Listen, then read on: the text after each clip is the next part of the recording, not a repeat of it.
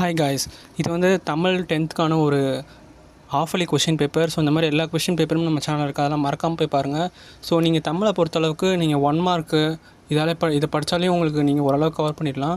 2 mark வந்து எல்லா இயர்லேயுமே படிச்சுக்கோங்க. உங்களுக்கு 8 இயர் இருக்குன்னு நினைக்கிறேன். ஸோ அந்த 8 இயர்லேயும் நீங்கள் 2 மார்க் நல்லா படிச்சுக்கிட்டிங்கன்னா ஈஸியாக அட்டன் பண்ணிடலாம். ஸோ 3 மார்க் செய்யுள்லாம் நல்லா படிச்சுக்கோங்க. திருக்குறள் கண்டிப்பாக ஒன்று வந்துடும். ஸோ அதெல்லாம் நீங்கள் படித்து வச்சாலே ஓரளவுக்கு எனக்கு தெரிஞ்ச ஒரு 80 to 70% எடுத்துடலாம். ஸோ இதே நீங்கள் நல்லா ஃபோக்கஸ் பண்ணி படிங்க.